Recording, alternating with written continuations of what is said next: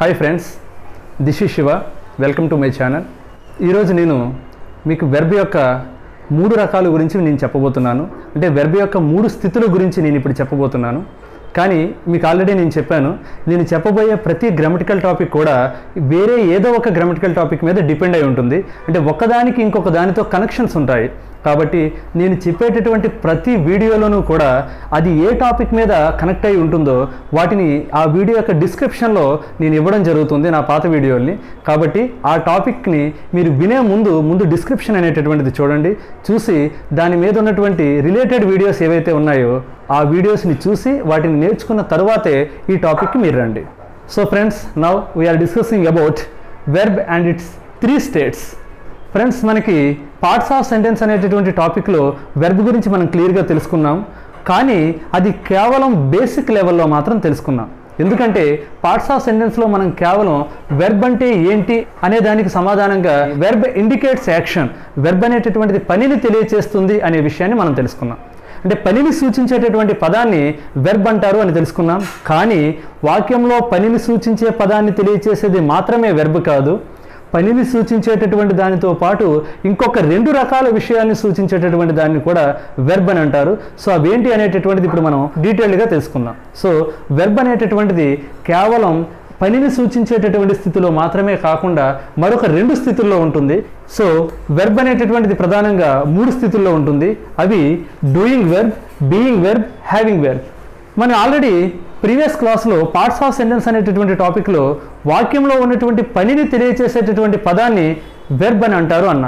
అంటే పనిని తెలియచేసే పదం, the word which denotes action, which indicates action, యాక్షన్ని ఇండికేట్ చేసేటటువంటి పదాన్ని పని అంటారని చెప్పాను. అంటే అది డూయింగ్ వెర్బ్ అన్నట్టు. డూ అంటే చెయ్యడం, చెయ్యడాన్ని తెలియచేసేటటువంటి వెర్బ్ని డూయింగ్ వెర్బ్ అని అంటారు.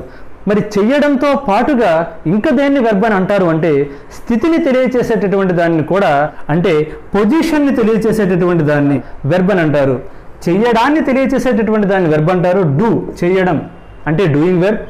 అలాగే పొజిషన్ని తెలియచేయడం, పొజిషన్ తెలియచేయడం అంటే ఉండడం, ఉండడం అనే విషయాన్ని తెలియచేసేటటువంటి దాన్ని కూడా వెర్బ్ అని అంటారు. దాన్ని బీయింగ్ వెర్బ్ అని అంటారు. ఉండడం అంటే ఒక వ్యక్తి యొక్క పొజిషన్ అంటే స్థితి అని అర్థం. ఒక వ్యక్తి యొక్క స్థితిని తెలియచేసేటటువంటి దాన్ని వెర్బ్ అని అంటారు, దాన్ని బీయింగ్ వెర్బ్ అంటారు. ఫర్ ఎగ్జాంపుల్, అతను పొడవుగా ఉన్నాడు, అతను పొడవుగా ఉన్నాడు. ఇంగ్లీష్లో రాసినట్లయితే హీ ఈజ్ టాల్. అతను పొడవుగా ఉన్నాడు. అతను ఎలా ఉన్నాడు అంటే పొడవుగా ఉన్నాడు. ఆ ఉండడం అనేటటువంటిది ఆ సబ్జెక్ట్ యొక్క స్థితి. సో సబ్జెక్ట్ యొక్క స్థితిని తెలియచేసేటటువంటి దానిని కూడా వెర్బ్ అంటారు.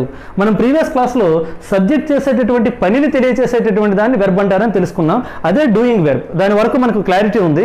కానీ సబ్జెక్ట్ యొక్క స్థితిని తెలియచేసేటటువంటి దానిని కూడా వెర్బ్ అని అంటారు. That is being verb. Being verb ఉండడం. సో ఈ వాక్యంలో చూసినట్లయితే అతను పొడవుగా ఉన్నాడు. ఈ వాక్యంలో ఎవరు ఉన్నారు అంటే అతను ఉన్నాడు, కాబట్టి అతను సబ్జెక్ట్ అవుతాడు. ఎలా ఉన్నాడు అంటే టాల్గా, పొడవుగా అనేటటువంటిది ఆబ్జెక్ట్ ఆర్ కాంప్లిమెంట్, ఎలా అయినా తీసుకోవచ్చు. ఇక్కడ డూయింగ్ వెర్బ్లో మాత్రమే స్పెసిఫిక్గా ఆబ్జెక్ట్ని మనం ఐడెంటిఫై చేయగలము. బీయింగ్ వెర్బ్లో ఆబ్జెక్ట్ని ఐడెంటిఫై చేయలేం. అది ఆబ్జెక్ట్ కావచ్చు, కాంప్లిమెంట్ కావచ్చు. ఇక్కడ ఆ స్పెసిఫిక్ బైఫర్కేషన్ అనేటటువంటిది ఉండదు. సో ఇక్కడ హీ ఈజ్ టాల్, అతను పొడవుగా ఉన్నాడు. ఉండడం అనేటటువంటిది పని, అంటే ఉండడం అనేటటువంటిది స్థితి, స్థితిని తెలియచేసేటటువంటి దాన్ని వెర్బ్ అంటారు. సో ఇక్కడ ఈజ్ అనేటటువంటిది వెర్బ్. ఎవరు ఉన్నారు అంటే అతను ఉన్నాడు. సో అతను అనేవాడు సబ్జెక్ట్. సో మిగిలినటువంటిది ఆబ్జెక్ట్ ఆర్ కాంప్లిమెంట్. సో అంటే వాక్యంలో పనిని తెలియచేసేటటువంటి పదాన్ని మాత్రమే కాకుండా స్థితిని తెలియచేసేటటువంటి పదాన్ని, అంటే ఉండడం అనేటటువంటి విషయాన్ని తెలియచేసేటటువంటి పదాన్ని కూడా వెర్బ్ అని చెప్పేసి అని అంటారు. సో దానిని బీయింగ్ వెర్బ్ అని అంటారు. పనిని తెలియచేసే పదాన్ని డూయింగ్ వెర్బ్ అని చెప్పేసి అంటారు. మరి ఇంక వాక్యంలో ఉండడం అండ్ చేయడం మాత్రమే కాకుండా మరొక రకమైనటువంటి వెర్బ్స్ కూడా ఉండొచ్చు. అవేంటి అంటే కలిగి ఉండడం. ఈ కలిగి ఉండడం అంటే హ్యావింగ్ అంటారు. హ్యావ్, కలిగి ఉండడం అంటే ఏదైనా ఒక వస్తువుని లేదా ఏదైనా ఒక పనిని కలిగి ఉండడాన్ని, అంటే ఆబ్జెక్ట్ని గనక సబ్జెక్ట్ కలిగి ఉంటే ఆ కలిగి ఉన్నటువంటి స్థితిని కూడా మనం వెర్బ్ అని అంటాము. అట్లాంటి దాన్ని హ్యావింగ్ వెర్బ్ అని అంటాం. అంటే ఒక వాక్యంలో సబ్జెక్ట్ ఆబ్జెక్ట్ని కలిగి ఉంటుంది, ఆ కలిగి ఉన్నటువంటి స్థితిని మనం హ్యావింగ్ వెర్బ్ అని చెప్పేసి అంటాం. For example, she has a car. ఆమె ఒక కారుని కలిగి ఉంది. ఈ వాక్యంలో ఆమె సబ్జెక్ట్ అవుతుంది, కార్ అనేటటువంటిది ఆబ్జెక్ట్ అవుతుంది, కలిగి ఉండడం అనేటటువంటిది వెర్బ్ అవుతుంది. అంటే చేసేటటువంటి పనిని తెలియచేసేది డూయింగ్ వెర్బ్ అయితే, ఉండడం అనేటటువంటి స్థితిని తెలియచేసేది బీయింగ్ వెర్బ్ అయితే, కలిగి ఉండడం అనేటటువంటి స్థితిని తెలియచేసేటటువంటి దానిని హ్యావింగ్ వెర్బ్ అంటారు. This is having verb. Has అనేటటువంటిది ఈ వాక్యంలో హ్యావింగ్ వెర్బ్. కాబట్టి మనం ఒక వాక్యాన్ని తీసుకున్నట్లయితే వాక్యంలో బీయింగ్ వెర్బ్ అయినా ఉండొచ్చు, డూయింగ్ వెర్బ్ అయినా ఉండొచ్చు, లేదా హ్యావింగ్ వెర్బ్ అయినా ఉండొచ్చు. కానీ నేను ముందు క్లాసులో పార్ట్స్ ఆఫ్ సెంటెన్స్లో భాగంగా కేవలం డూయింగ్ వెర్బ్ని మాత్రమే ఎందుకు చెప్పాను అంటే, మనం టెన్సెస్లో డూయింగ్ వెర్బ్ గురించి మాత్రమే ప్రధానంగా తెలుసుకుంటాము. ఈ బీయింగ్ వెర్బ్ని హ్యావింగ్ వెర్బ్ని ఆక్సిలరీ వెర్బ్స్లో తెలుసుకుంటాం. కాబట్టి ఆక్సిలరీ వెర్బ్స్ మీకు పూర్తిగా తెలియాలి అంటే, అర్థం అవ్వాలి అంటే, మీకు బీయింగ్ వెర్బ్ గురించి హ్యావింగ్ వెర్బ్ గురించి కూడా తెలియాలి. కాబట్టి ఆక్సిలరీ వెర్బ్స్కి పార్ట్స్ ఆఫ్ సెంటెన్స్తో పాటు ఈ యొక్క వెర్బ్లో ఉన్నటువంటి డెప్త్ కూడా చాలా ఇంపార్టెంట్. అప్పుడు మాత్రమే మీకు ఆక్సిలరీ వెర్బ్స్ అనే టాపిక్ క్లియర్గా అర్థమవుతుంది.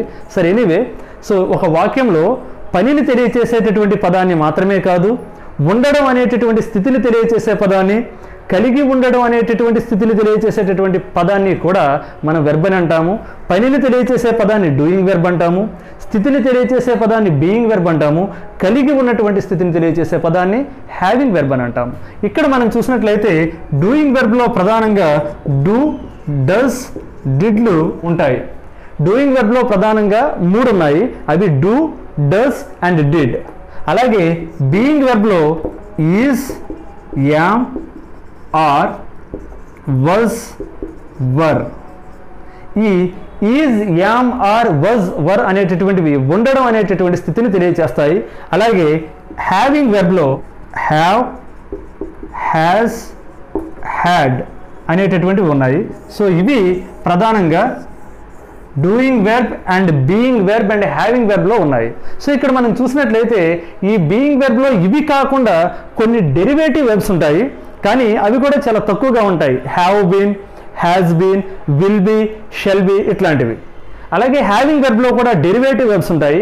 అవే విల్ హ్యావ్, షెల్ హ్యావ్ అట్లాంటివి. కానీ ఈ డూయింగ్ వెర్బ్లో ఈ డూ, డస్, డిడ్లు కాకుండా మిగిలిన అన్ని వెర్బ్ ఫామ్స్ కూడా డూయింగ్ వెర్బ్సే అవుతాయి. ఎందుకంటే డూ అంటే చేయడం. ఫర్ ఎగ్జాంపుల్ సింగ్, పాడడం. పాడడం అంటే ఒక పనిని చేయడం. అలాగే ప్లే, ఆడడం. ఆడడం అంటే కూడా ఒక పనిని చేయడం. సో ఈ విధంగా మనం చేసేటటువంటి మ్యాక్సిమం పనులన్నీ కూడా ఈ యొక్క డూయింగ్ వెర్బ్లోనే భాగంగా ఉంటాయి. అదే ఎక్కువ ఇంపార్టెంట్, అత్యంత ఎక్కువగా మనం ప్రతి వాక్యంలోనూ ఉపయోగిస్తూ ఉంటాం. కాబట్టి దాని గురించి తెలుసుకుని దాని మీద డిపెండ్ అయినటువంటి టెన్సెస్ని తెలుసుకోవడం అనేటటువంటిది చాలా ఇంపార్టెంట్. అంటే బీయింగ్ వెర్బ్స్కి హ్యావింగ్ వెర్బ్స్కి టెన్స్ ఉండవని కాదు. బీయింగ్ వెర్బ్స్, హ్యావింగ్ వెర్బ్స్లో కూడా టెన్సెస్ ఉంటాయి. కానీ టెన్సెస్లో ఉన్నటువంటి 12 టెన్సెస్ని నేర్చుకునేటప్పుడు అవి మనం కేవలం డూయింగ్ వెర్బ్స్కి సంబంధించినటువంటి టెన్సెస్ని నేర్చుకుంటే చాలు. ఈ హ్యావింగ్ వెర్బ్స్ యొక్క అండ్ బీయింగ్ వెర్బ్స్ యొక్క టెన్సెస్ని ఆక్సిలరీ వెర్బ్స్లో భాగంగా మనం అప్పుడు తెలుసుకుందాం. సో ఈ వెర్బ్లో ఈ డూయింగ్ వెర్బ్ గురించి మనం క్లియర్గా తెలుసుకోవాలి. సో డూయింగ్ వెర్బ్లో డూ, డస్, డిడ్లు మాత్రమే కాకుండా మిగిలిన అన్ని వెర్బ్స్ కూడా దీనికే చెందుతాయి. For example play, Singh. కొన్ని కోట్ల వెర్బ్ ఫామ్స్ అనేటటువంటివి మనకి ఏ లాంగ్వేజ్లో అయినా ఉంటాయి. మనం చేసేటటువంటి ప్రతి పనికి ఏదో ఒక పేరు ఉంటుంది. ఆడడం, పాడడం, మాట్లాడడం, చదవడం, రాయడం. సో ఈ విధంగా అన్ని రకాల వెర్బ్స్కి కూడా ఫామ్స్ ఉంటాయి. ఇంగ్లీష్లో ఆ వెర్బ్కి ప్రధానంగా 3 ఫామ్స్ ఉంటాయి.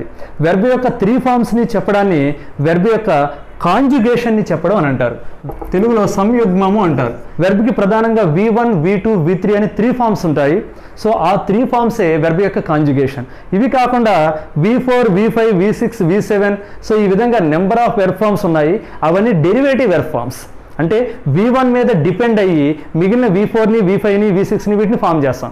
V1 మీద ఆధారపడి V4 నుంచి మిగిలిన ఫామ్స్ అన్నీ ఫామ్ అవుతాయి. కాబట్టి వాటికి పెద్దగా ఇంపార్టెన్స్ లేదు.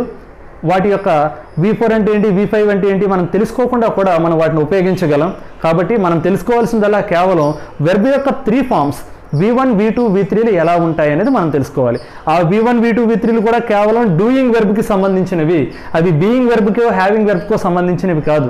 ఈ బీయింగ్ వెర్బ్, హ్యావింగ్ వెర్బ్స్కి కూడా ఉంటాయి. అవి ఎలా అంటే, ఫర్ ఎగ్జాంపుల్ ఇది చాలా సింపుల్.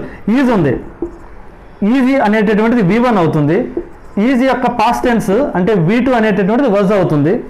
ఈ యొక్క ఈజ్ యొక్క థర్డ్ ఫాము అంటే V3 అనేటటువంటిది బీన్ అవుతుంది.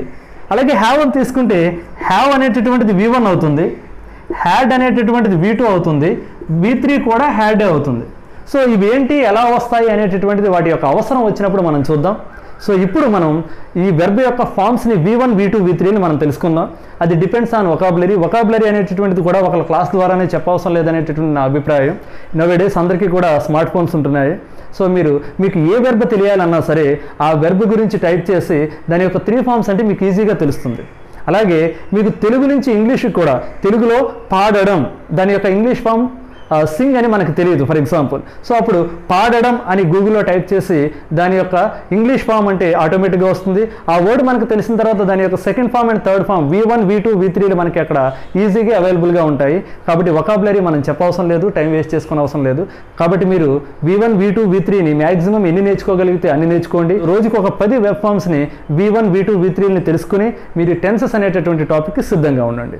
సో ఎనీవే ఈ క్లాస్ ద్వారా వెర్బ్లో ఉన్నటువంటి ప్రధానంగా 3 రకాలైనటువంటి స్థితుల్ని doing verb, being verb, having verb అనేటటువంటి వెర్బ్ యొక్క స్థితుల్ని మనం తెలుసుకున్నాం. సో చేసేటటువంటి దానిని డూయింగ్ వెర్బ్ అని అంటారు, ఉండడం అనేటటువంటి దాన్ని బీయింగ్ వెర్బ్ అని అంటారు, కలిగి ఉండడం అనేటటువంటి దాన్ని హ్యావింగ్ వెర్బ్ అంటారు. డూయింగ్ వెర్బ్స్ అనేటటువంటివి కొన్ని కోట్లు ఉంటాయి. ఈ డూ, డస్, డిడ్లు మిగిలిన వెర్బ్ ఫామ్స్ అనేవి కూడా డూయింగ్ వెర్బ్స్కే చెందుతాయి. కానీ బీయింగ్ వెర్బ్స్ అనేవి చాలా లిమిటెడ్గా ఉంటాయి. ఈజ్, యామ్, ఆర్, వజ్, వర్లు మాత్రమే బీయింగ్ వెర్బ్స్. అలాగే హ్యావింగ్ వెర్బ్స్ కూడా హ్యావ్, హ్యాజ్, హ్యాడ్లు మాత్రమే హ్యావింగ్ వెర్బ్స్. ఈ హ్యావింగ్ వెర్బ్స్ అండ్ బీయింగ్ వెర్బ్స్ని బట్టి derivative being verbs, derivative having verbs కూడా ఉంటాయి. ఫర్ ఎగ్జాంపుల్ బీ అనేటటువంటి బీ ఫామ్ని డైరెక్ట్గా తీసుకుని కెన్ పక్కన పెడితే కెన్ బీ అనేటటువంటిది ఫామ్ అవుతుంది. అది డెరివేటివ్ బీయింగ్ వెర్బ్. అలాగే ఈ హ్యావ్ అనేటటువంటి దాన్ని కెన్ పక్కన పెడితే కెన్ హ్యావ్ అనేటటువంటి వర్డ్ ఫామ్ అవుతుంది. అది డెరివేటివ్ హ్యావింగ్ వెర్బ్. ఈ కెన్ బి అంటే ఉండగలగడం అని అర్థం, ఈ కెన్ హ్యావ్ అంటే కలిగి ఉండగలగడం అని అర్థం.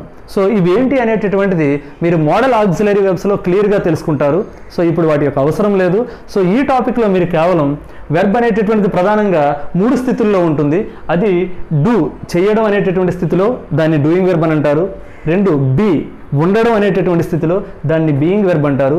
3 హ్యావ్, కలిగి ఉండడం అనేటటువంటి స్థితిలో దాన్ని హ్యావింగ్ వెర్బ్ అని అంటారు. సో ఈ విధంగా ఇచ్చినటువంటి వాక్యంలో ఉన్నటువంటి వెర్బ్ డూయింగ్ వెర్బా, బీయింగ్ వెర్బా, హ్యావింగ్ వెర్బ్ అనేది ఐడెంటిఫై చేయగలగాలి. డూయింగ్ వెర్బ్ అయితే ఇమీడియట్గా మనం టెన్సెస్కి వెళ్ళిపోవాలి. బీయింగ్ వెర్బ్ కానీ హ్యావింగ్ వెర్బ్ కానీ అయితే ఆక్సిలరీ వెర్బ్స్ అనే టాపిక్కి వెళ్ళిపోవాలి. సో ఈ టాపిక్ మీ అందరికీ అర్థమైందని అనుకుంటున్నాను. సో మనం నెక్స్ట్ క్లాస్లో కలుద్దాం. Thank you, bye.